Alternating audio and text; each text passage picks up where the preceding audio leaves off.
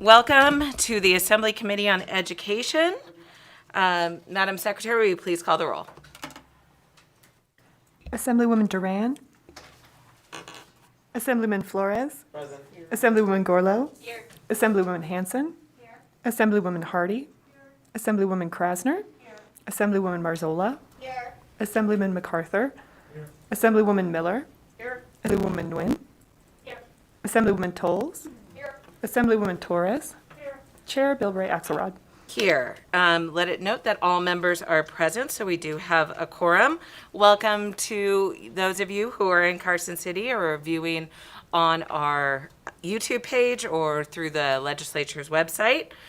Before we begin, I'm just going to do a few of those housekeeping announcements. For those of you joining online via the Zoom, if you haven't done so already, please make sure to mute your microphone when you're not speaking to minimize background noise. Additionally, everyone please put your electronic devices, especially cell phones, into silent mode for the meeting. All individuals presenting in our meeting, please keep your face masks on and coverings and maintain social distancing. We do expect courtesy and respect in this committee. We don't always agree on policy, but we need to be respectful to each other and the legislative process.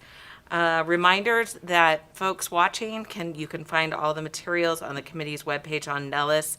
And finally, for those of you watching online, in this virtual world, we do have several screens going at once. So if you see members looking away, they're likely looking at materials for the committee meeting. So today we have two bills to hear, and we'll hear them in order. We will hear, after your presentation, we'll have time for testimony and support, opposition and neutral, and we will allow each caller or person to speak for 2 minutes. So if someone says what you want to say, feel free to say ditto so we can have more people join in the process. We will start with SB 172, which revises provisions relating to dual credit courses. Senator Dennis, welcome back to the Assembly Committee on Education. Begin when you're ready. Thank you, Madam Chair. It's good to be back. Madam Chair and members of the committee, for the record, I am Senator Mo Dennis, representing Senate District 2 in Clark County, and I'm here today to present Senate Bill 172, which strengthens Nevada dual credit system. I will begin with a little bit of background to provide some context for SB 172 before going over the bill's details. Research indicates growing interest in dual credit programs, which allow high school students the opportunity to receive both high school and college credit at the same time for a course taken. After the financial crisis around 2009, interest in these programs increased as students and their families in dire economic conditions sought low-cost solutions to further strengthen their educational and career goals. Some believe we will see a similar surge of interest as a result of the conditions stemming from the COVID-19 pandemic. According to a June 2020 article from the 74, a nonpartisan organization, the number of high school students who participate in dual enrollment programs has more than doubled over the past 2 decades. The report further indicates that after COVID-19's impact on schools, dual enrollment in summer classes has skyrocketed, and early signs point to a similar trend for the fall. At one college featured in the report, summer dual enrollment increased 270%, and by June 2020, the same school had seen a 225% increase for its fall program. At other featured colleges, summer dual enrollment increased 15%, 60%, and 71%. Research also suggests that students participating in dual enrollment programs are more likely than their peers who are not participating in such programs to finish high school. They also have greater success in post-secondary endeavors, whether that student chooses higher education or the workforce. However, despite the success of these programs, access to dual enrollment is not equitable. According to a 2019 report published by the National Center for Educational Statistics, while 38% of white and 38% of Asian students participated in at least one dual enrollment course, only 27% of black and 30% of Hispanic students participated in these courses. So what does all this mean? We know that through certain programs like dual credits, students are guided on a more transitional focused path to life after high school. We know this program ultimately supports the workforce pipeline and post-secondary pathways by providing meaningful learning and skills.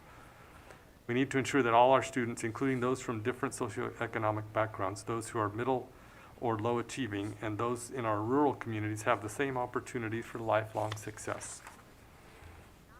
So the bill summary, Section 1 of SB 172 includes dual credit and international baccalaureate courses in the list of courses for which the State Board of Education must provide a uniform grading scale and requires the board to assign the same weight to such courses as is assigned to advanced placement courses in certain circumstances.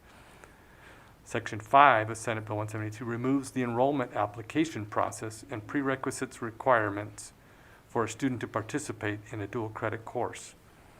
Section 1.5 also removes provisions relating to cooperative agreements. Let me double check something here. I think that's 5.1.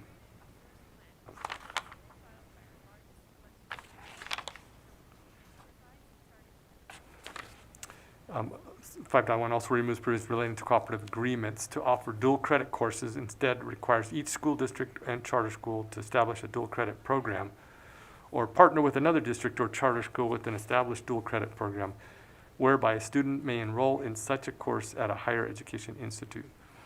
To ensure these changes target inequities in accessibility and provide other meaningful data, SB 172 also requires the Board of Trustees of school districts and the governing bodies of charter schools to report information on their dual credit programs.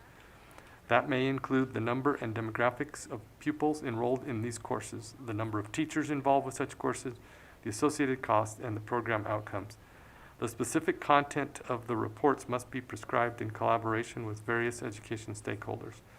And finally, to provide the legislature flexibility to make any necessary changes, Section 2 of the bill requires the Legislative Committee on Education to study dual credit programs during the 21-22 interim and make recommendations to improve the system. In conclusion, I urge your support of SB 172. This bill removes barriers for students seeking to further their education or bolster their career skills. The bill also serves as a workforce development strategy for Nevada. It may help support the state's workforce pipeline, potentially bringing more students into high-demand fields, like those in science, technology, engineering, arts, and mathematics, and career and technical education fields. This strategy will further leverage Nevada's economic competitiveness. So with that, thank you, Madam Chair and members of the committee for considering SB 172. I'm happy to answer questions. I have Mr. Eddie Ablisher here with me also, who's going to finish out the presentation, and then we'd be glad to take questions. Great. Okay. Welcome to the committee.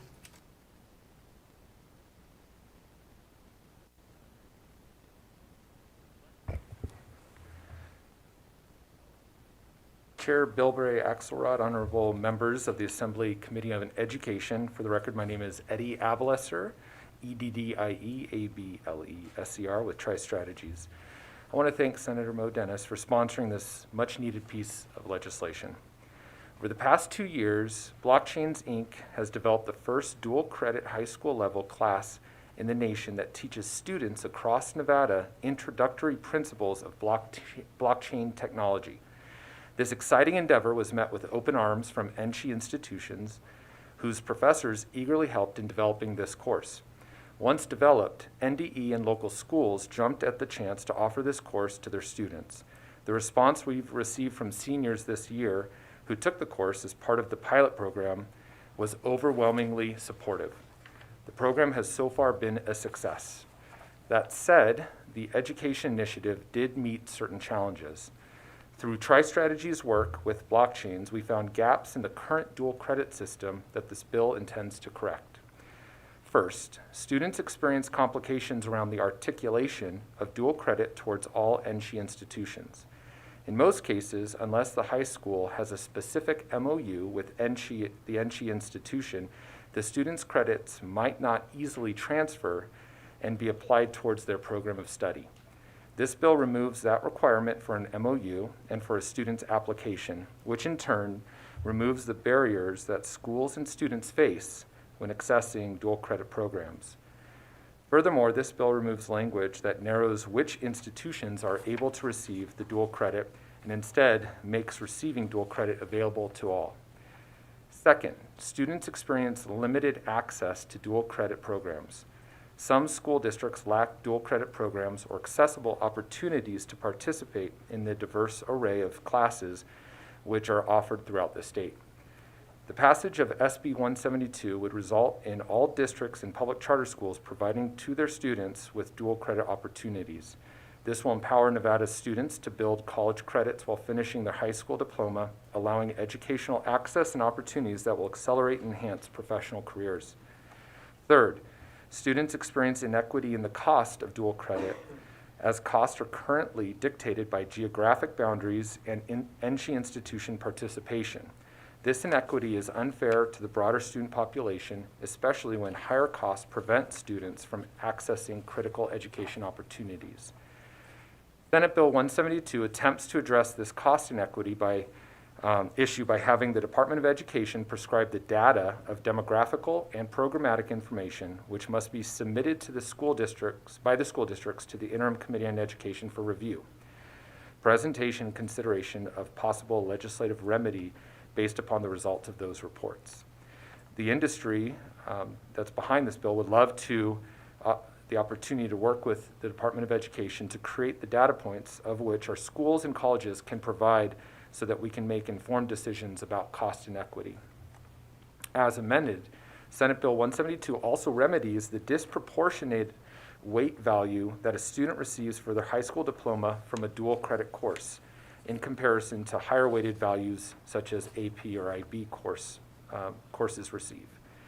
Lastly, while working with NCHE and NDE on these gaps, Superintendent Ebert and Chancellor Rose, along with their staff, assembled a dual enrollment work group that is charged with creating policies to fix costs, teacher qualifications, and district support. As a member of the public participating in this cross-agency collaboration, I can tell you that they're diligently working on amazing ideas that will assist in solving the problem of cost inequity for our students. I'm encouraged by their collective efforts and dedication to addressing these gaps in the current system.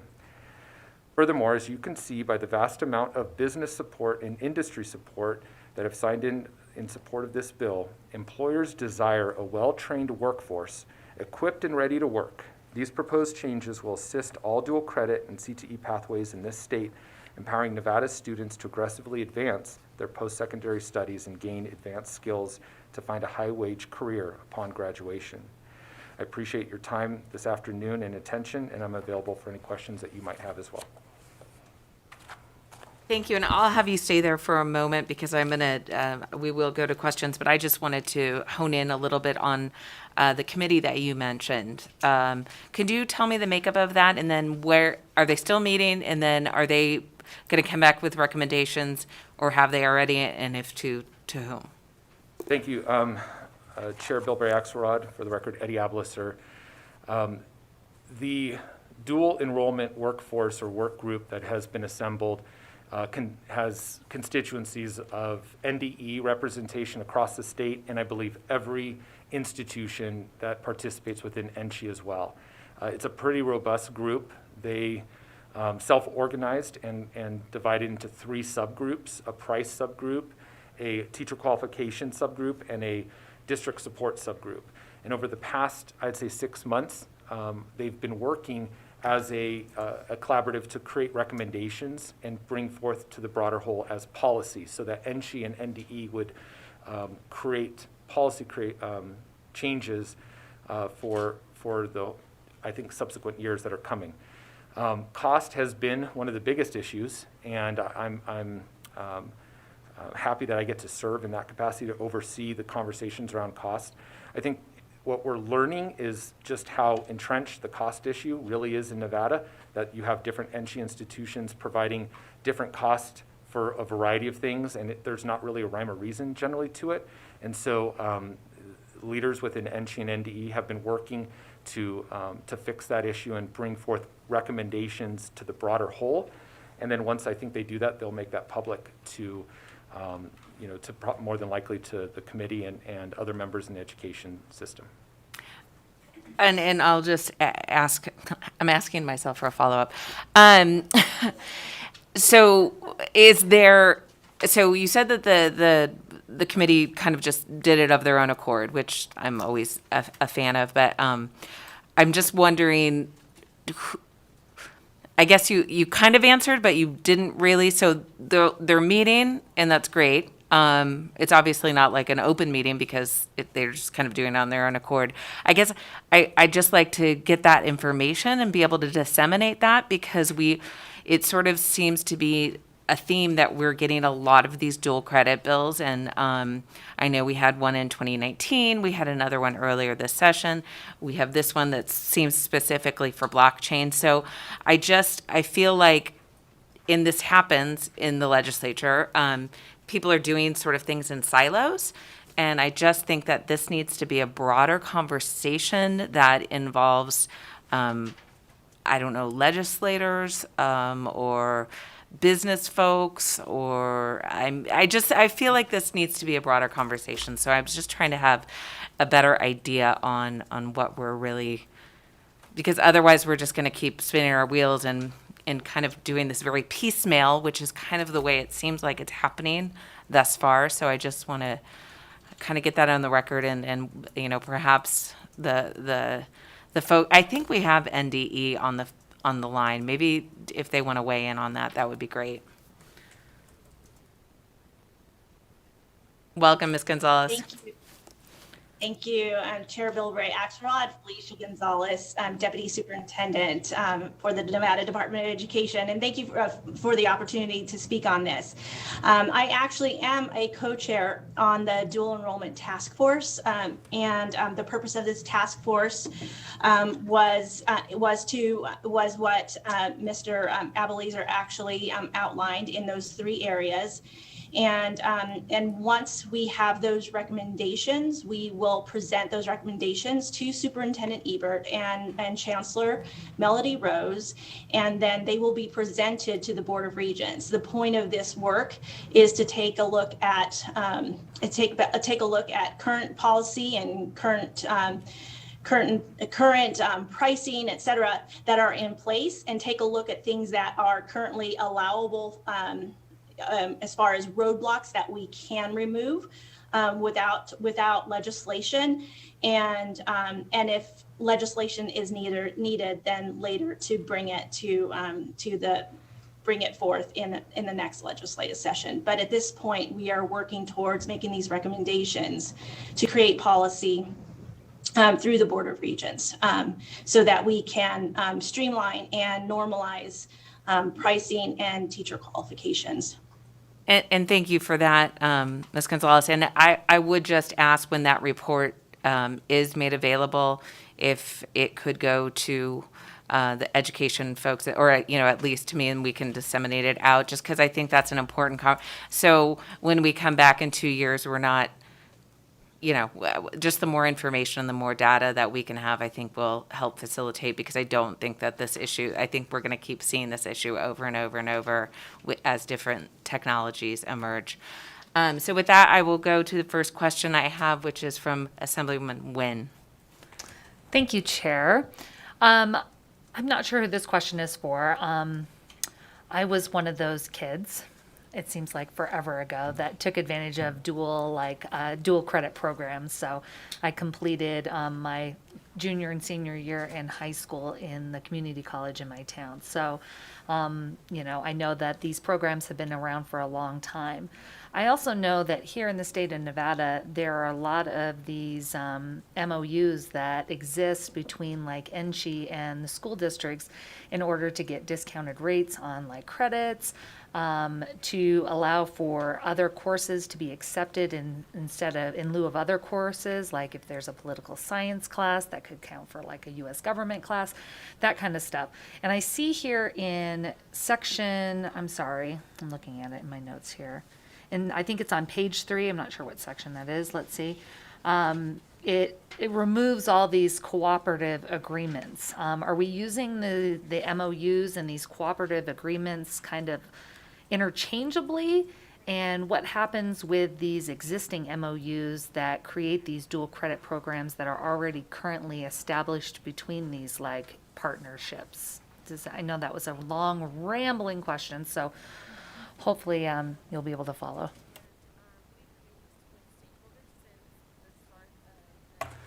Yeah, so Senator Dennis, for the record, So that doesn't get rid of those, but it gives the opportunity for school districts to individually be able to do that. Currently, they make the agreement through NSHE. They have that opportunity to do that. What we're trying to accomplish in this bill is to try to make it easier to be able to do the dual credits, and by allowing the districts to be able to have those also, it will help in removing that barrier. Follow-up, Chair? So it's my understanding that I'm not quite following how that's different than what is currently existing already.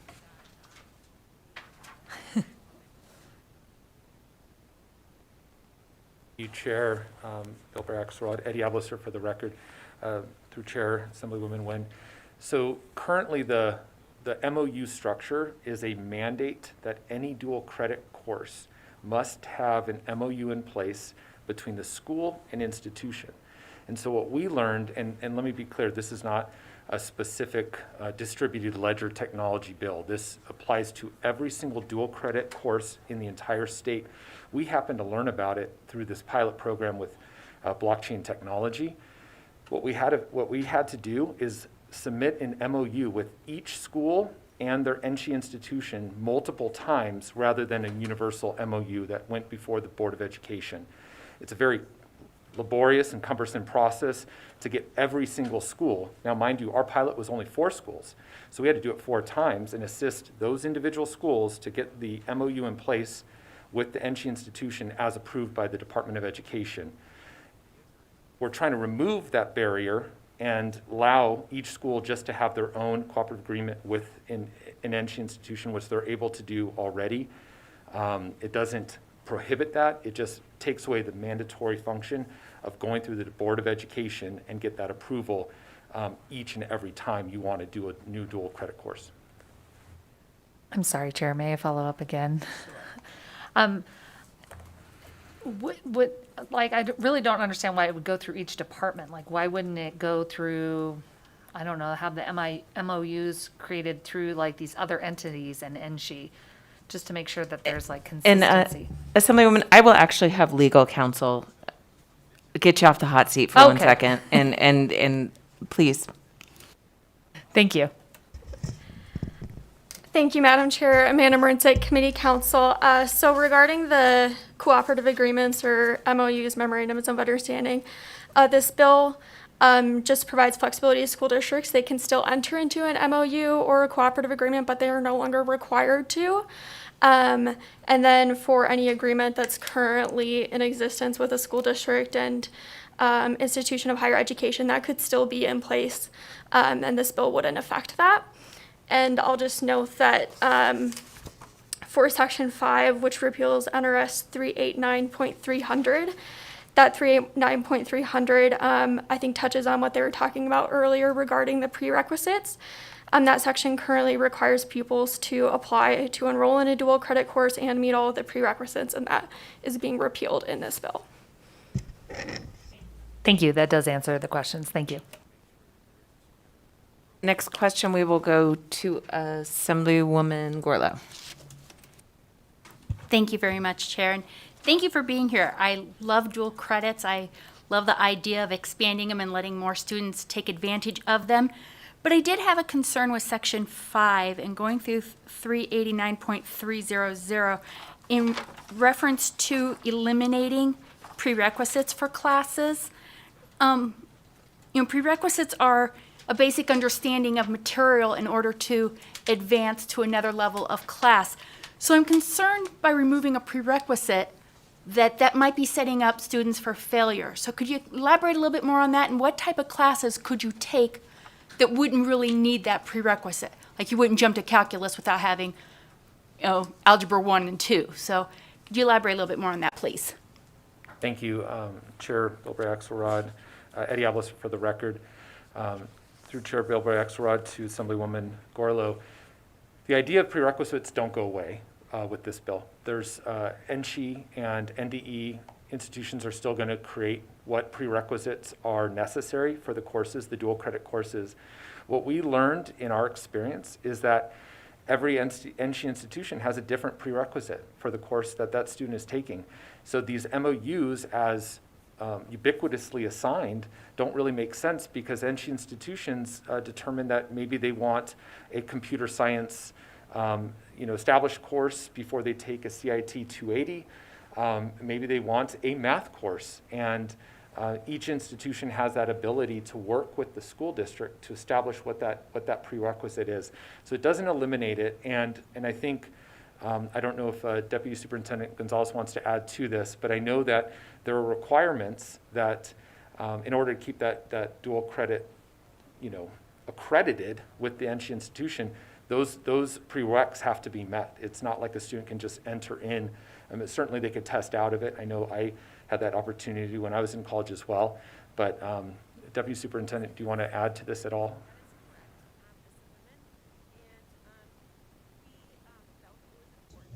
Is that a no? Deputy Superintendent Felicia Gonzalez, for the record. No, actually, what Mr. Abelezer is explaining is exactly the intent of, as we understand it at the Department of Education, that these prerequisites do not go away. They're just not required within this section of NRS.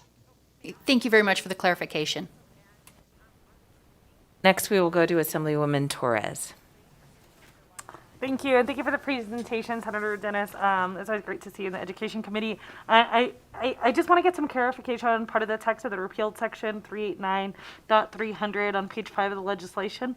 And it looks to me that in current statute, it requires our students to enroll 60 days ahead of time for those dual credit courses.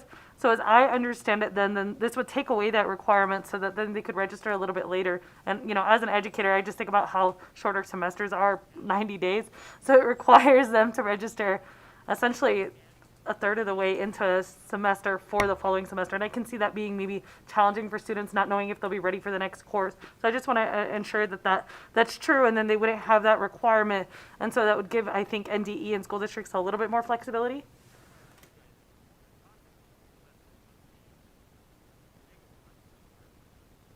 Thank you, Eddie Abelezer, for the record, Chair Bilber Axelrod, Assemblywoman Torres. You're correct. So removing that language takes away the mandate that statute places on that agreement. And it's been one of the prohibitive things that we've seen in our current pilot program, where we had students that were interested and met all the qualifications, met the prerequisites, but couldn't enroll in some of the programs through this initial pilot program because they didn't enroll between that 60-day measure, which is a far out spot, and students change their mind often. So it doesn't preclude the school district or the school from having that embedded in the MOU, because oftentimes NC institutions need to know what their enrollment looks like in order to fully serve the class, but it doesn't mandate it either. So it opens up the door for flexibility so that individual MOU that the school and the NC institution has can accommodate for late enrollment into the course. Welcome. Thank you for that clarification. I think we were all reading that differently, so important to have on the record. Members, any other questions? Okay, seeing none, we will ask anyone in the room if they would like to speak in support. All right, have someone approaching the table. Welcome. Begin when you're ready. Good afternoon, Madam Chair and honorable members of the committee. My name is Erica Valdrez, ERICAVALDRIZ, with the Vegas Chamber. The Chamber is in support of SB 172. The Chamber supports the accessibility it provides high school students to receive dual credit to better prepare for higher education and our future workforce. The Vegas Chamber has been supportive in the streamline of access from K-12 education to higher education and the workforce pipeline. Thank you, Madam Chair and members of the committee, for your time. We urge your support for this bill. Thank you very much for your testimony. Is there anyone else in the room to testify in support? Okay, anyone on the Zoom? No one on the Zoom, so we will go to BPS. Do we have callers in support? To testify in support on SB 172, please press *9 now to take your place in the queue.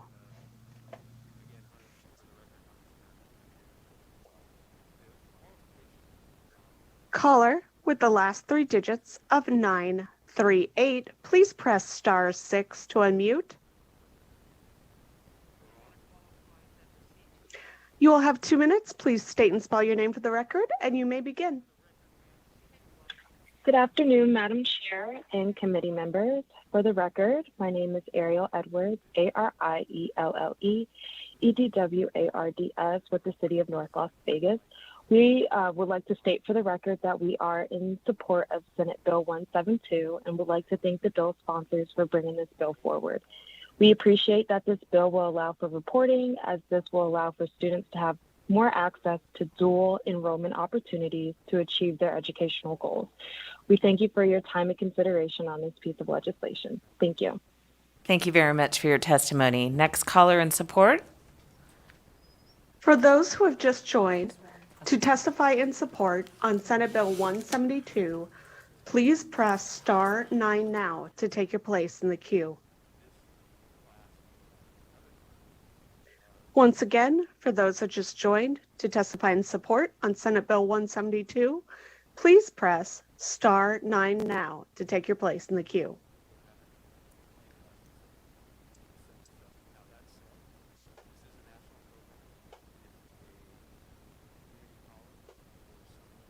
Chair, the line is open and working, but we have no further callers to testify in support on Senate Bill 172.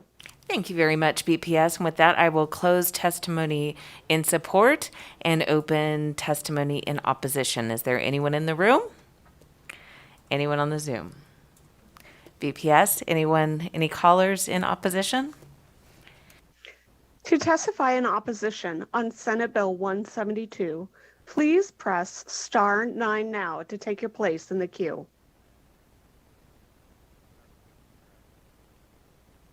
Once again, if you wish to testify in opposition on Senate Bill 172, please press star 9 now to take your place in the queue.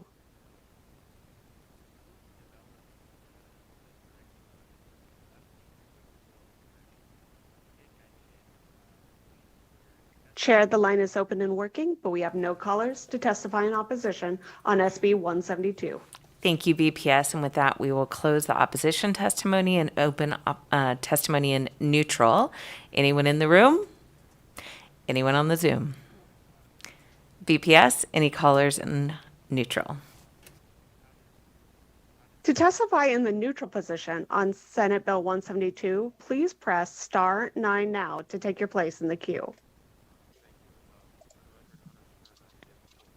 Caller with the last three digits, 023, please state and spell your name for the record. You have 2 minutes and may begin.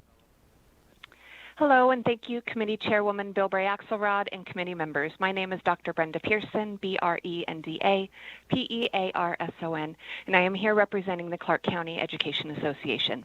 CCEA is in neutral on Senate Bill 172. Though CCEA agrees dual credit programs must be accessible to every student, we feel that this bill is premature. Currently, there is a task force working on the standardization of the cost of dual credit programs to mitigate and in some cases end the variability in cost from school district to school district. Until that task force is able to standardize the cost per credit that a student will pay should they enroll in a dual credit program, we must be hesitant with our support for an undefined dual credit program. However, CCEA appreciates the reciprocity that is given to school districts who partner with other school districts to receive the same per credit price via their cooperative agreements. CCA believes that a fundamental key to economic diversification lies in the development of the K-12 to post-secondary workforce pipeline, including dual credit programs. We know that Nevada's economic diversification is dependent on the full restoration of all budget cuts of the K through 20 education delivery system and the optimal funding of the people-centered funding plan. As such, we must urge this committee to be cautious when opening the gates to privatized education program development without regulations necessary to ensure that students walk away with a tangible skill. CCA thanks the committee and all sponsors for their effort and looks forward to supporting the full maturization of dual credit programs that will come with this session. Thank you. Thank you so much for your testimony. BPS, is there anyone else on the line who wishes to testify in neutral? Chair, the line is open and working, but we have no further callers to testify in the neutral position on SB 172. Thank you very much. And with that, I will close the neutral testimony and invite Senator Dennis back up. And I just wanted to get one more thing on the record, if that is okay. I know that there had been some concerns brought to me, and I think it was covered in this, and that's why I kind of didn't bring it up, but I just would like to have this on the record, that some school districts currently have MOUs, they have a contract, they have something that's working really well. This will in no way, shape, or it is not the intent of this bill to undo any of those things or put any extra burdens. Is that correct? Madam Chair, Senator Dennis, that's correct. Thank you. And any closing comments? Thank you. So as I listened to the questions and comments, I wanted to address a few things. First, while blockchain folks did see an issue that needed to be resolved, this bill does not just address their issues. This is a bill that does address dual credit, especially the barriers that are in place that make it hard for all kids to be able to participate. You asked, Madam Chair, you asked about being able to standardize and a committee that's meeting. I know that the Legislative Commission on Education that meets in the interim has addressed these issues in the past, and I'm sure will continue in the future to be able to look at that and get presentations and be able to suggest legislation as we move forward. So there is a legislative opportunity also to be able to talk about these issues. This bill doesn't necessarily address all the issues with, as was mentioned earlier, it doesn't address all the issues with dual credit, but I think the thing that drew me to it was the fact that it removes some of these barriers so that more kids have an opportunity to participate.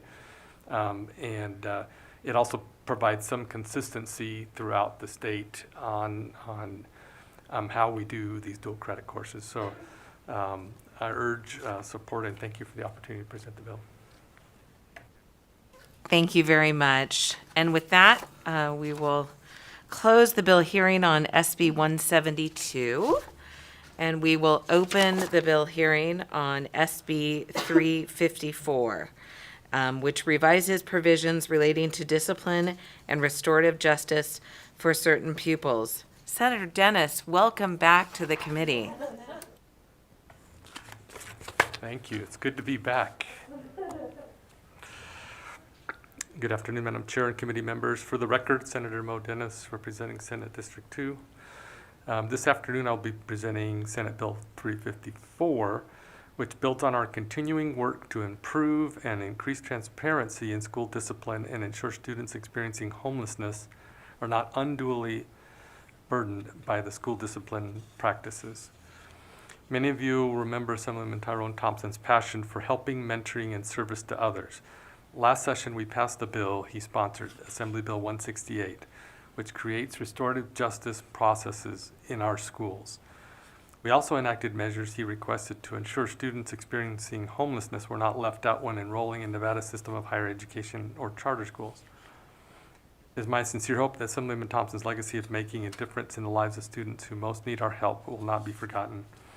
Building on the successful implementation of the policies I just mentioned, I requested Senate Bill 354 to ensure students who are experiencing homelessness or who are unaccompanied receive special consideration in the processes established to implement restorative justice in schools. The bill also seeks to address transparency to school discipline trends by creating an indicator within the Nevada School Performance Framework to recognize and highlight schools that are working to reduce the frequency of suspensions, expulsions, and the removal of students from school. Finally, to the extent funds are available, SB 354 requires Nevada's Department of Education to create a statewide restorative justice framework. At this time, Madam Chair, I'd like to go through the sections of the bill and then answer questions, and I do have another presenter. Please. At this time, let's see, Section 1, first, Section 1 requires NDE to include data in the statewide system of accountability to recognize schools that reduce the frequency of suspensions, expulsions, or the removal of students. Section 2 requires NDE to develop a statewide framework for restorative justice practices and sets out certain parameters for the framework, including providing information, identifying and addressing the needs of homeless, unaccompanied, and foster students, providing for the improvement of school climate, culture, and safety, and school outcomes, and providing training. Section 2.3 and 2.7 recognize the statewide framework for restorative justice created in Section 2 in Chapter 388, System of Public Instruction of Nevada Revised Statutes. Section 3 requires data on school discipline to be disaggregated by certain subgroups of students and types of offenses to the extent possible under federal law, and that the disaggregated data be posted on a school's website. Section 4 is a conforming change that ensures suspensions and expulsions are not related to homelessness. The provisions detailing this change are later in the bill. Section 5 relates to districts' restorative justice plans. Senate Bill 354 requires each school district's Board of Trustees to solicit input from students on the plan. It also requires a district's plan to align with the statewide framework for restorative justice. Section 6 requires a school administrator to determine whether a student is experiencing homelessness before removing the student from a classroom or the school. The section also requires a school that is removing a student from the classroom or school to more than 2 school days to provide 1, education services, and 2, appropriate positive behavioral interventions and support, trauma-informed support, and a referral to a school social worker or counselor. Section 7 recognizes foster, homeless, and unaccompanied students in existing processes related to conferences held following a student's removal from school. It requires a conference to include consideration of and interventions to mitigate the impact of homelessness on a student's behavior. Section 8 modifies provisions that require a principal to deem a student a habitual disciplinary problem by adding a requirement that the principal determine whether the student's behavior is caused by homelessness. The section also makes changes to recognize unaccompanied students in certain processes related to plans of behavior for students who are suspended. Section 9 makes a similar change recognizing unaccompanied youth in conferences for suspended students. Sections 10 and 11 prohibit a school from suspending or expelling a student unless it has been determined that the student behavior was not caused by homelessness or being in foster care. Similarly, Section 12 prohibits a school from suspending or removing a student from school without providing a plan for restorative justice. This provision is similar to what is currently required for students who are expelled. The bill is effective upon passage and approval for adopting regulations and other administrative tasks on July 1st, 2022 and on July 21st, 2022 for all other purposes. This will give NDE and districts time to develop the policies and procedures needed to carry out the bill. That concludes my part of the presentation today, and I have with me Ms.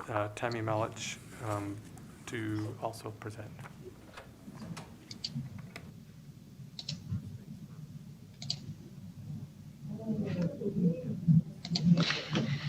Good afternoon, Madam Chair, members of the committee. My name is Dr. Tammy Malich. For the record, I am the co-chair of the Educational Equity Task Force for the Las Vegas My Brother's Keeper Alliance. Are you able to see my screen? We are not. Okay. We have a backup plan. We tested it ahead of time and had some trouble. So Your presentation has been emailed out to all members, so, but all we see is a screen that says, please wait as content sharing is launching. So if you want to go back to your video, that might be the best. Okay. Perfect. Then I will stop sharing. Okay, with that, first of all, we want to thank the Senate committee and especially Senator Dennis, as well as recognize and thank the late Assemblyman Tyrone Thompson and Assemblywoman Selena Torres, who carried the bill the first time around to start this work. And this cleanup, I think, is going to be very helpful as we continue to advocate for kids. Educational Equity Task Force of the Las Vegas My Brother's Keeper Alliance is really focused on promoting optimal education outcomes, specifically for marginalized youth of color. The task force contributes or monitors policies that contribute to disproportionality and looks for evidence-based recommendations to increase opportunities for students of color to succeed. We also look at programs that promote access and opportunity for early childhood education, grade level academic performance, and high school graduation, all success indicators. But in our work, we look at punitive discipline and the impact of punitive discipline.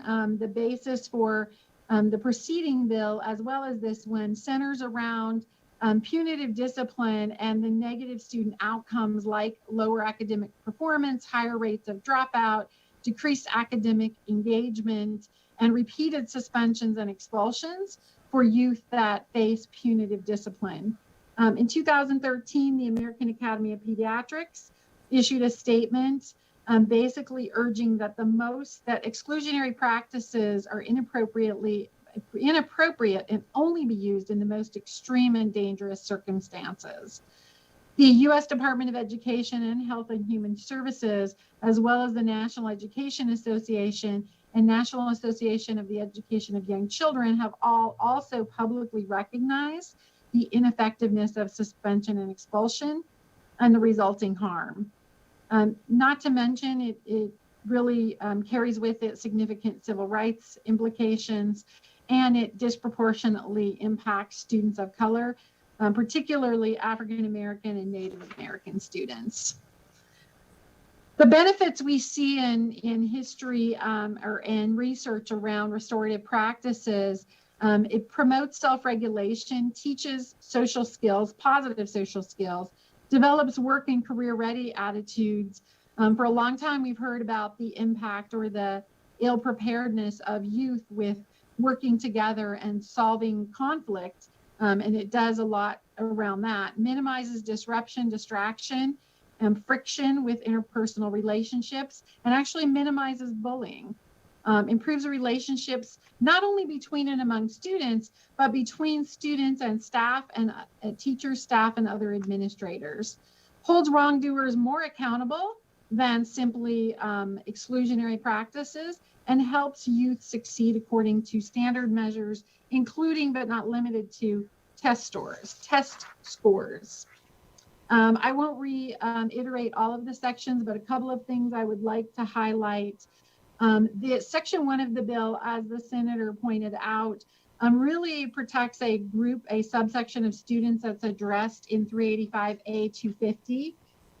The next slide shows specifically that group, pupils that are economically disadvantaged, pupils from major racial and ethnic subgroups, pupils with disabilities, English learners, migratory children by gender, homeless, foster care, and whose parent or guardian are members of the armed forces or a reserve component of the National Guard. In section 2, one of the things that the standards for the restorative plan, the framework must include, that the standards for the restorative plan include identification for homeless or unaccompanied youth and or pupils in the foster system, address occurrences that disproportionately impact the students listed on the previous slide, and provide improvement. What's the plan to improve the school climate and culture? We can skip section 3, the senator covered that. In section 5, I think one of the noteworthy points is the written report that would be required to issue to the state superintendent addressing those occurrences and the removals, and also the plan of action. So what is the plan on the part of the district to address that moving forward?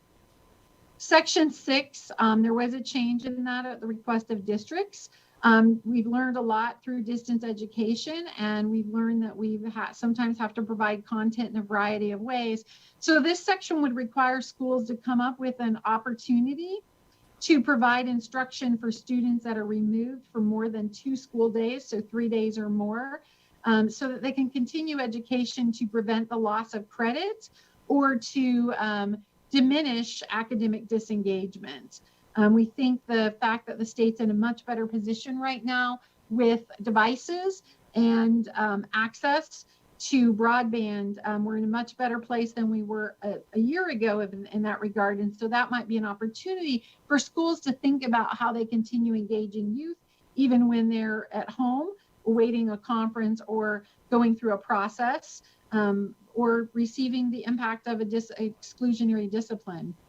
It also requires principals to determine if the removal of the student who's homeless, the impact. When we think about homeless youth, some of the obvious things I think that people think of is the fact that there's no dwelling oftentimes. But the other thing is the food insecurity that comes with homelessness. For many of our homeless youth, the place that they count on to get food or access to food is their school. And so when we remove them from school, there's an unintended consequence that impacts the ability to access food.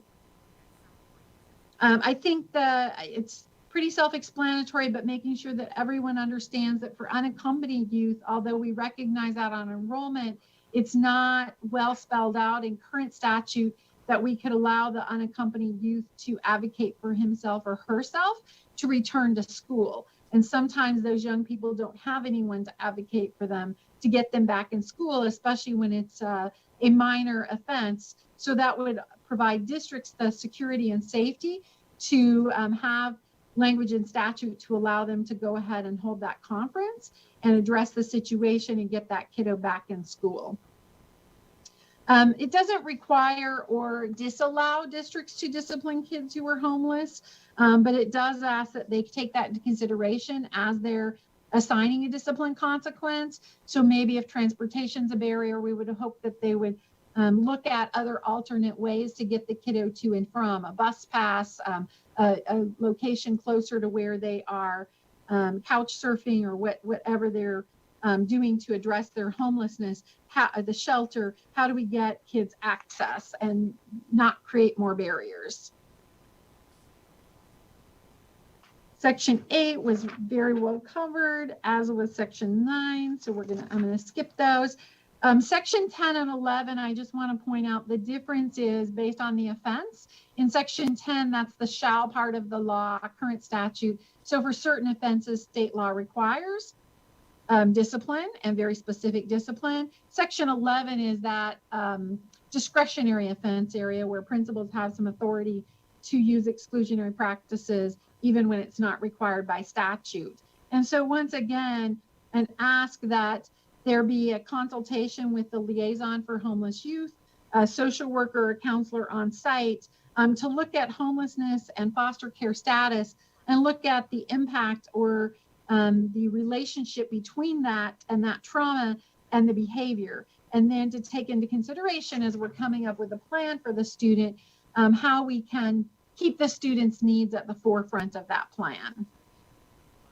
Ultimately, we believe SB 354 helps Nevada students stay in school. We know the benefit of kiddos finishing school with a high school diploma and then going on further, what we hope, but minimally we need to get that high school diploma in kids' hands. And so how do we help serve kids? It protects students who are experiencing homelessness as well as those in the foster care system, increases positive behavioral interventions and trauma-informed supports. The state of Nevada has done such a great job in the last 2 sessions, bringing in more support in those 2 areas. This takes it to just the next step, ensures that unaccompanied youth are not impacted by the barrier of not having an adult in their life that advocates for them. Ultimately, the Las Vegas My Brother's Keeper Alliance advocates for youth of color, homeless youth, youth in the foster system, which are also youth that are overrepresented by the way of youth of color, and educators and advocates from the state. We worked with many stakeholders on this. We think it is a great example of a result of collaborative work. And then I provided references to the information that is referenced within the presentation. And with that, I thank you. Thanks, Senator Dennis, and thank you for considering Senate Bill 354. Thank you very much for the presentation. do you have anyone else who, okay. So we will go ahead and open it up for questions from the committee. I'm going to go ahead and start. Section 11 is kind of the one that kind of glares to me because I so appreciate this bill, and I appreciate little known fact that McKinney-Vento Homeless Assistant Act was actually signed into law under Ronald Reagan in the 100th Congress, which was the first session that my father served in with Congressman John Lewis and Congresswoman Nancy Pelosi, both as freshmen. And I was really fought hard for that bill because the homelessness in this country at that time was absolutely paramount, and no one really had discussed it, and it was extremely stigmatized. And so I think this is so the tone and tender of that bill, right? That we're realizing that there's so many more issues that go with especially kids being in a homeless situation. And so I'm just worried that with the language that's written right now, that we are putting an undue burden on those counselors to make that determining cause. And I'm just wondering if we couldn't have language that said that the presumption was that homelessness is a cause unless it could be determined otherwise. So, and I think that's really the goal, I believe, and I just think that we can assume that however it manifests, and I'm not saying that all homeless children have behavioral problems, I'm sure they don't, but I think that we can assume that that is partially the reason, if there is a behavioral issue, that homelessness is part of the issue. And so I'm wondering if we can't come to a place that might be, because I do think, and you can let me know, I think that is what you believe. I mean, that's probably the intent of the bill. Is that correct? You're shaking your head yes, but for the record. Madam Chair, members of the committee, yes, that is the belief in the sense. I did speak with Washoe and Clark. I spoke with the the Title I homeless office in Clark, and the leadership and the staff there, just to get a sense if they felt it was reasonable for both the office as well as their school site advocates to manage this. They expressed that they felt that was very reasonable. I like the language that you've proposed. There was some hesitation around them making a statement or an assumption that it was the result of homelessness. So I like that language that you recommended as well. Then I would just ask the sponsor if you would entertain that language if we move forward. Yeah, Madam Chair, Senator Dennis, for the record, that still is the intent. So I understand what you're trying to get to, and I would agree with that. Thank you. And with that, we'll move on to other questions from the committee. She's back. Assemblywoman Hanson. Thank you, Chair. And hello, Senator Dennis. It's good to see you. And Dr., I hope I'm saying it right. Is it Malich? Am I saying that right? Thank you. I actually just want some data. I have some data questions. I don't think it was mentioned, but I stepped out for a moment. Do we know how many homeless students we have in the state? Do we track that? I'm assuming we do. And also how many foster students that are in foster care? Do we happen to have those statistics? Both of those, Madam Chair, members of the committee, yes, both of those data points are tracked. I will send those to you. I don't want to make up two numbers off the top of my head, so I will verify those right now, and then I will send those to you. Thank you. And then if I could, Chair, one other question. I had on your slide, on the PowerPoint, I think it was the second slide, I was just curious when it talks about benefits of restorative practices. And certainly I believe in, I've tried to practice that as a parent. At times you have to discipline sharply, but then afterwards show an increase of love because you don't want them to think you're their enemy. And I understand restorative is trying to, to do that. How does, on slide 2, where it says, it's one of the second to the last bullet point, holds wrongdoers accountable for the effects of their actions on others. I'm interested to know maybe just some examples of how that plays out with some of these children that are over 11 years old or high school age or middle school aged. So again, Tammy Malich for the record. The most obvious ways it happens for especially older youth is making them come to terms with the impact of their wrongdoing. Whether schools are using a tribunal, which there are schools that use that method, whether they're doing circles, a lot of schools use that method. Whatever the methodology, the expectation with restorative practices is twofold. A, that there be some area of restorative behavior for the wrongdoer, if you will, and then that restoration for the student that was wronged. Oftentimes it is allowing that student remedy, letting them have a voice in the remedy, letting them talk about the impact of the wrongdoing, and requiring the person that committed the offense to be accountable for that. We don't generally, with young children, suggest putting them in the room together. So that would not necessarily be the case with high school students and college students. That's a pretty typical process, though. So letting them face, but talking the student through, giving the student who the wrongful act was committed against a voice and an opportunity to weigh in on what they feel, what information would they like to be have shared, what is the impact of the hurtful behavior. That is far more rewarding, we find in research, for the kiddo that has been wronged, versus oftentimes a kiddo does something egregious to another student, and we punish the student, the wrongdoer, if you will, and the victim never really knows what happens. There's no outcome for them. They may not see the other party for a couple of days, but there's not necessarily any repair for them. So restorative practices provides a lot of opportunity to repair that relationship or to repair that internally for that individual student. Thank you. I appreciate that very much.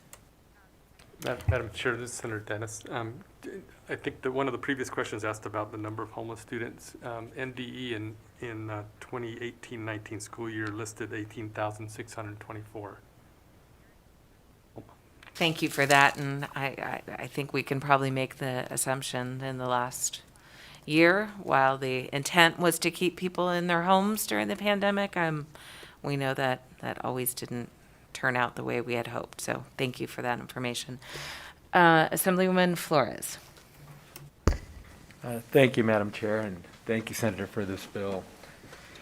I think I was trying to kind of walk through hypotheticals and maybe move away from the word expulsion and suspension. But I'm thinking about like the scenario where we have chronic absenteeism, right? I think 10 consecutive absences will get you withdrawn from the school. So I'm trying to think of that scenario, right? We have a student who is struggling with housing. Where do they fall? Could we talk does this bill address a scenario like that where I am couch surfing, I'm going from, point A to point B consistently, and I'm just, I may hit that threshold. Does this bill contemplate that conversation? And then the second thing, and thank you, because I think we were hitting on it a little bit, but if I could just understand the behavioral interventions that we're talking about. So hypothetical is we have a student who's not, fortunately not facing any housing insecurity issues, and we have the same equally situated student. And what I mean situated, I just mean grade, same classroom, same scenario, but they are experiencing housing insecurity, and both of them are involved in misconduct A. I just want to see how that, if you could just walk me through that whole hypothetical, how that's going to play out. Student without housing insecurity, here's what's going to happen right now, even after this bill passes, and here's what's going to happen with the housing insecurity student. And if you could just help me so I can just kind of put them each in their lane and I can see it play out. For either one of you, Senator or whomever. I think Dr. Malik can address that issue. Sure. Happy to answer. So let's say two young people get into a fight at school during lunch. Entertaining for those watching, a nightmare for administrators, having been one myself.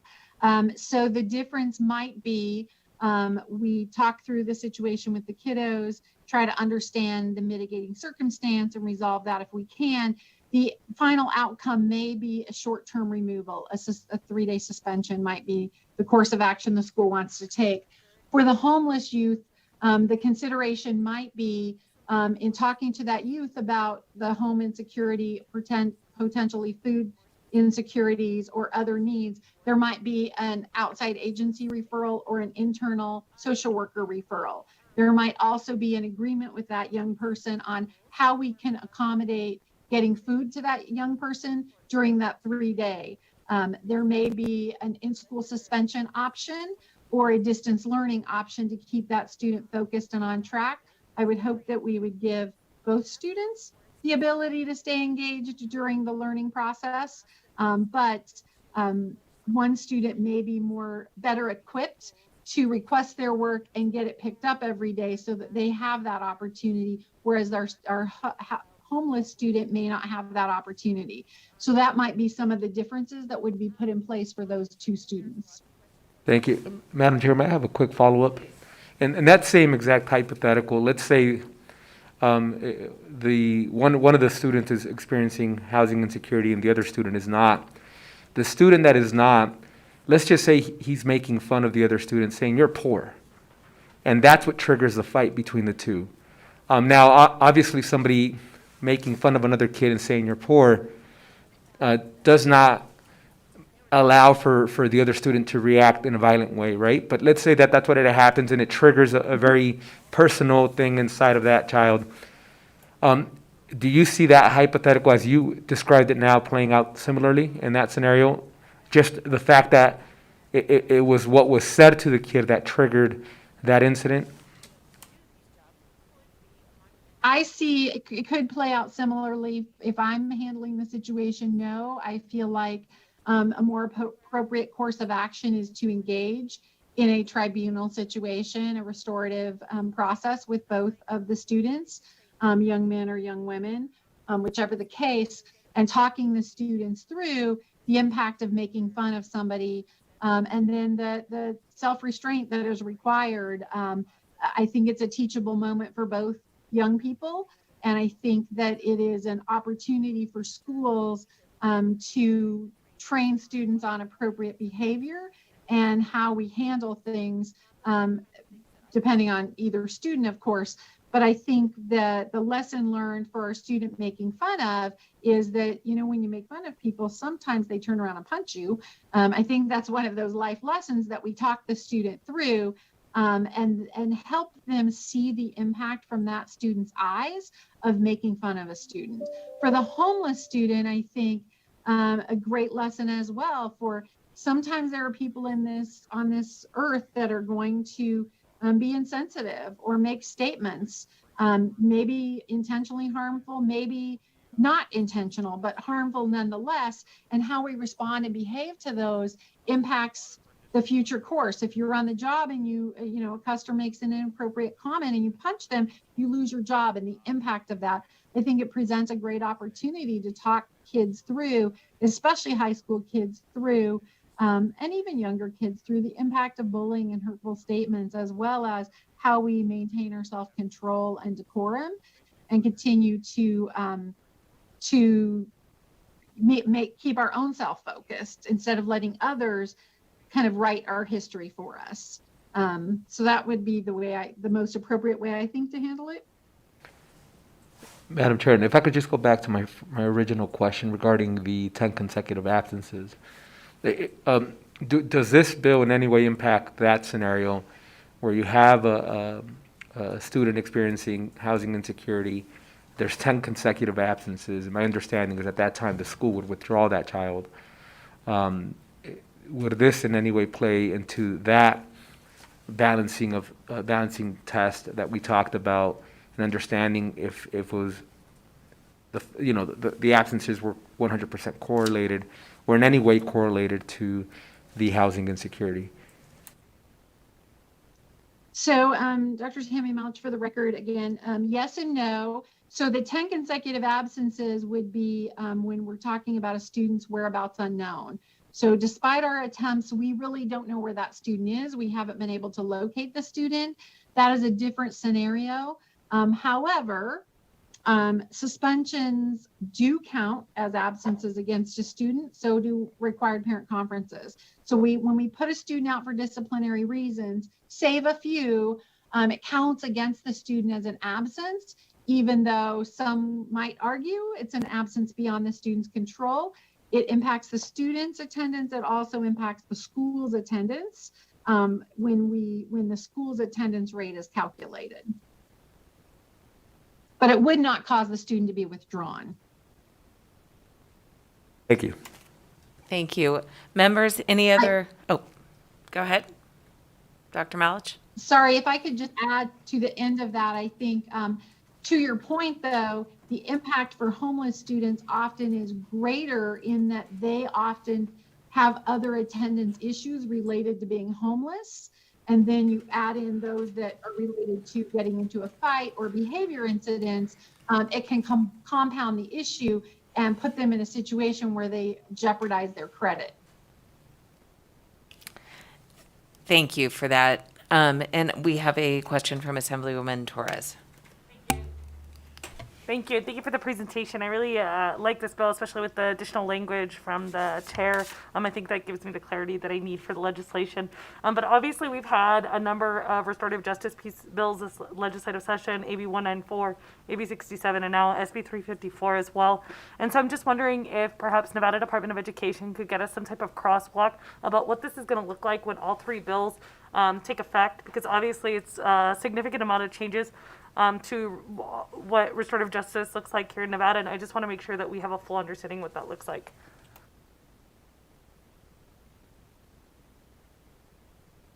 Yes, and I think that could probably be best answered by, is it still? Oh, yes, no, it's Miss McGill on the Zoom. There you are. Welcome. Thank you. Good afternoon. For the record, it's Christy McGill, Director of the Office of Safe and Respectful Learning.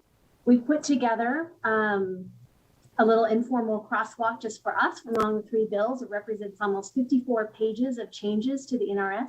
So we can clean that up as best we can and share it to those that may find it useful as well. That would be appreciated if you could send it to the Assembly Committee on Education, and then I believe our committee manager and secretary will make sure it's posted on Ellis. Thank you. Look at Assemblywoman Torres taking over like that. Thank you. Are there any other questions from the committee? Okay, with that, we will move on to testimony and support. Let me see. Mr. Marks, welcome. Very purpley, pink. Needed a little springtime today. Good afternoon, Alexander Marks with the Nevada State Education Association. NSCA supports Senate Bill 354 to make important updates to Nevada's system of restorative justice, including requiring the Department of Education to develop a statewide framework for restorative justice. NSA believes in the principles of restorative justice, which proactively build healthy relationships and a sense of community to prevent and address conflict and wrongdoing. NSA always takes a strong stance for the safety of our educators. The issue of student discipline continues to be one of the more vexing ones for all educators. During the 2017 session, NSCA worked to improve Nevada's system of progressive student discipline. Last session, this was replaced with the restorative justice model. Unfortunately, school districts were not provided with the guidance and resources necessary to successfully implement, and student and educator safety has been compromised. SB 354 provides this important missing piece. Every day, educators make our students feel welcome in the classroom and at our school sites. Many utilize learning circles, conflict resolution, and mediation to deal with the challenges and resolve conflicts. However, this work is often independent of a broader school culture. It's necessary for there to be a proactive district and school-wide plan to implement restorative practices that is seamlessly integrated into the classroom, curriculum, and culture of the schools. This also means providing needed trainings to foster the environment where restorative discipline systems can be successful. Restorative practices should extend throughout the school site and should engage all staff to create and maintain a safe physical space, supportive school climate, an engaging academic environment, and healthy relationships between students, peers, and staff. Thank you. Thank you, Mr. Marks, for your testimony. And seeing that the room has cleared out, I'm going to assume there's no one else in the room for support and go on to the Zoom. Anyone on the Zoom? BPS, are there callers in support? To testify in support of Senate Bill 354, please press star 9 now to take your place in the queue. Caller with the last 3 digits of 023, please state and spell your name for the record. You have 2 minutes and may begin. Hello, and thank you, Committee Chairwoman Bilbray Axelrod and committee members. My name is Dr. Brenda Pearson, Brenda Pearson, and I am here representing the Clark County Education Association. CCEA is in support on Senate Bill 354, and thanks the Senate Committee on Education for bringing this bill forward. After reviewing and supporting AB 67 and AB 194, CCA acknowledged that we must have a department-led framework statutorily provided to help support our educators as they transition to restorative practices. Additionally, CCA is in support of the prohibition on the suspension or removal of a pupil from school without first providing a plan of action based on restorative justice. Though we are in strong support of this bill, CCA believes that along with this bill, and AB 67, AB 194, and the preceding restorative practice bills, this is just the first step. Acknowledgement of behavior issues due to the child's circumstances around homelessness and foster care are important. However, those are not the only life events that impact the development of a child. CCA expressly supports the submission of an annual report of accountability delineating the discipline of pupils, but we would be remiss if we did not stress the importance of utilizing this data to improve practices across our state. The collection of data must inform actions that will lead to the reduction of racial disparities. This data is a tool to inform our evolving practices and must be used as such. The full implementation of Senate Bill 543 will help to provide some much-needed resources to specific populations in tandem with this mandate that an educational plan must be had. However, we are not able to allow our students, our future, to become disinterested in their education. CCEA appreciates the intent of this bill, and we encourage this committee to look for the significant publication materials on juvenile justice to ensure that these changes are something that can be standardized, unbiased, and easy for our educators to adopt and students to understand. Thank you again to this committee for hearing this bill. We look forward to continuing our work to strengthen restorative practices within our schools. Thank you. Thank you very much, Dr. Pearson. Next caller in support. Caller with the last 3 digits of 080, please state and spell your name for the record. You have 2 minutes and may begin. Hi, Jim Hoffman, Hoffman, representing Nevada Attorneys for Criminal Justice. NACJ supports SB 354. We believe strongly in restorative justice as a way to correct wrongdoing on the individual level, while at the same time also protecting and enhancing the safety of the community as a whole. SB 354 would ensure that this principle is applied in a way that recognizes the special challenges faced by children experiencing homelessness, and so we support it. Thank you. Thank you very much for the call. Next caller in support.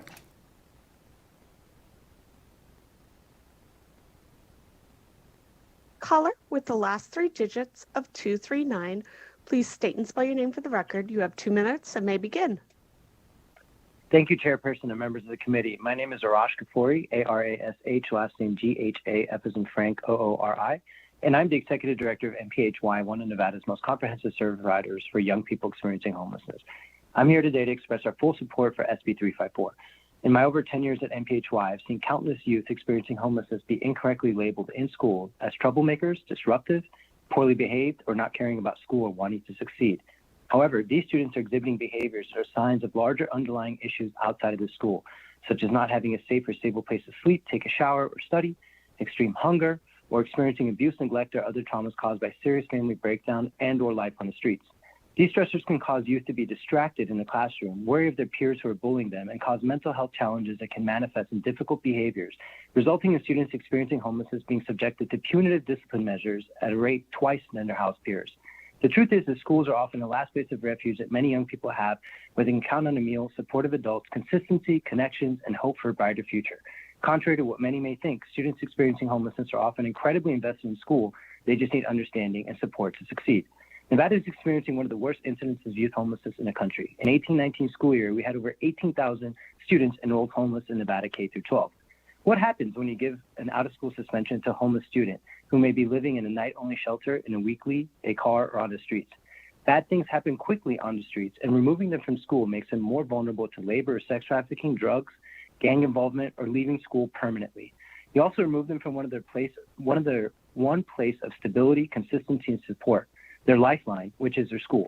It is an unsafe and dangerous and harmful practice to put students in these situations because they've been suspended or removed from school as a result of out-of-school factors beyond their control. SB 354 aims to keep our most vulnerable students safe by seeking to ensure students experiencing homelessness are removed from school only when absolutely necessary. This seeks to increase positive behavioral intervention and trauma-informed supports, which have been shown to increase attendance and decrease serious behavioral incidents. It will make sure students experiencing homelessness are not inadvertently subjected to more trauma by schools than they're already experiencing in their complicated lives, and put schools in a position to better support students experiencing homelessness. For these reasons and more, MPHY is in full support of SB 354 and applauds the collaborative work of My Brothers Keepers Alliance, CAA, schoolhouse, state and local house officials, and others driving this important legislation. Thank you. Thank you for your call and support. Next caller.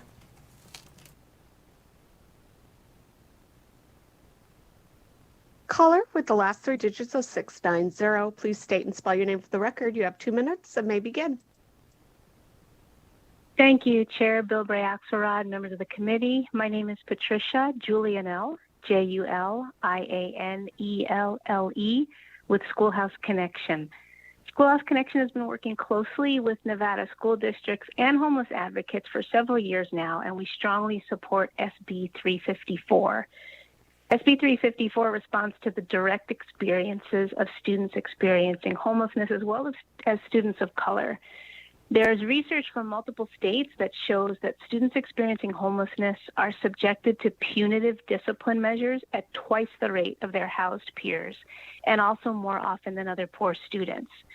And as we just heard from Mr. Gafori, for homeless students, school can be a lifeline, providing emotional support, positive connection, and basic needs like food and safety. When homeless students are removed from school, they may have literally no place to go, nothing to eat, and no one to keep them safe. We've already heard a lot about the value of restorative practices and other positive discipline, not only for individual students, but also for the overall school climate and for the classroom environment. So in the interest of time, I'll just say ditto to all that. This bill will keep students safe. It'll mitigate the impact of their trauma and homelessness on their education. And the access of homeless students to education has more significant consequences than committee members might realize. Because when students experiencing homelessness do not get a high school degree, they're 4 times more likely to continue experiencing homelessness as they move into young adulthood and start their own families. So by helping address behavior in a positive and proactive way while the students are in school, rather than pushing these vulnerable children out of school, SB 354 actually can help reduce homelessness in Nevada. SB 354 will promote transparency in school discipline. It'll help schools address disproportionalities in discipline, and it'll recognize schools that do a good job and are able to reduce frequency and disproportionality of suspensions, expulsions, and removals. It builds on existing Nevada law and existing personnel, particularly the homeless liaisons who already exist in every school district in Nevada. It'll also... 8, please state and spell your name for the record. You have 2 minutes and may begin. Good afternoon, Madam Chair and members of the Assembly Committee on Education. For the record, my name is Ariel Edwards, Arielle, EDWARDS, on behalf of the City of North Las Vegas. The City of North Las Vegas is in support of Senate Bill 354 and appreciates the plan to develop a statewide framework for restorative justice for our students. We would like to thank the bill sponsors for their work on this important bill and urge its support and passage. Thank you for your time and consideration. Thank you very much for the call. Any other callers in support? Caller with the last three digits of 211, please state and spell your name for the record. You have 2 minutes and may begin. Good afternoon, Madam Chair, members of the committee. Joanna Jacob, JOANNA-JACOB, on behalf of Clark County. Clark County is in support of this measure. I want to thank Senator Dennis, Dr. Malich, and all the people who have worked on this, and thank them for including our pupils who are in foster care in this measure.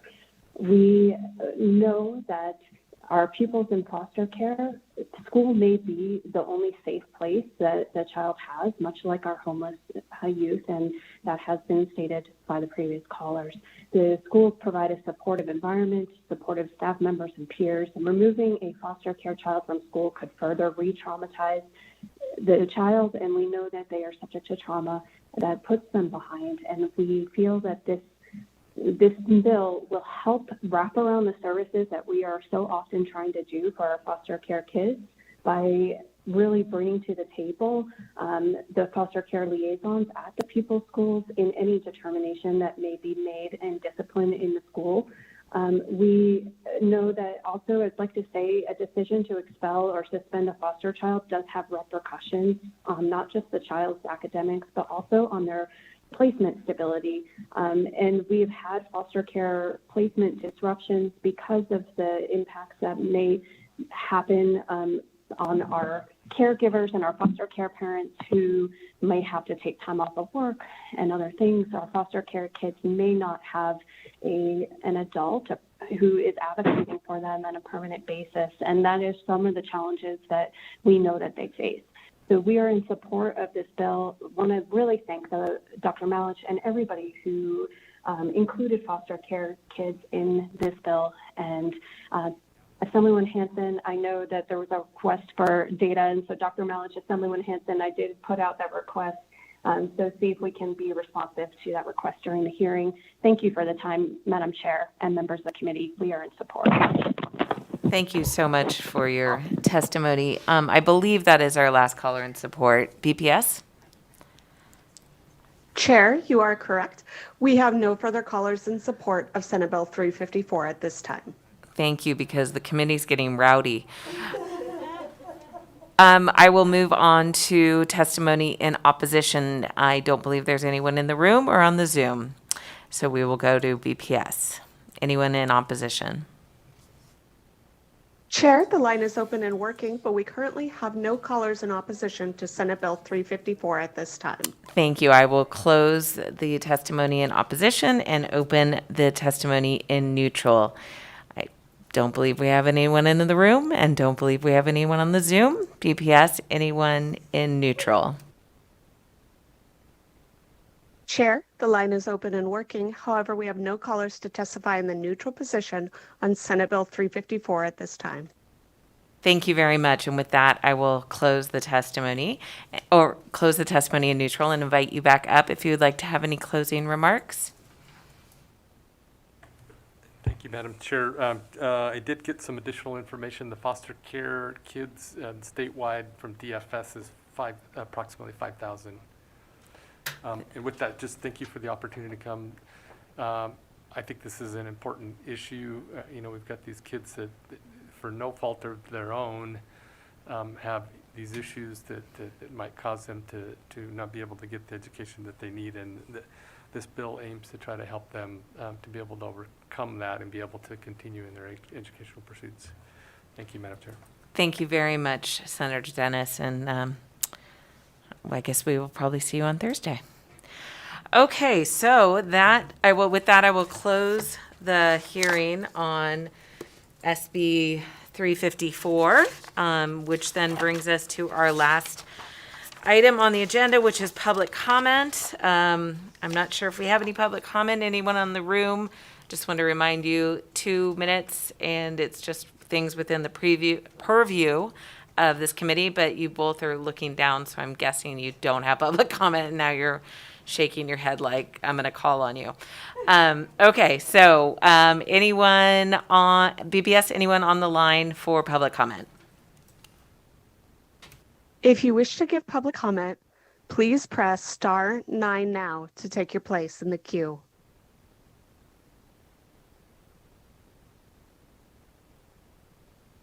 Once again, if you wish to give public comment, please press star 9 now to take your place in the queue.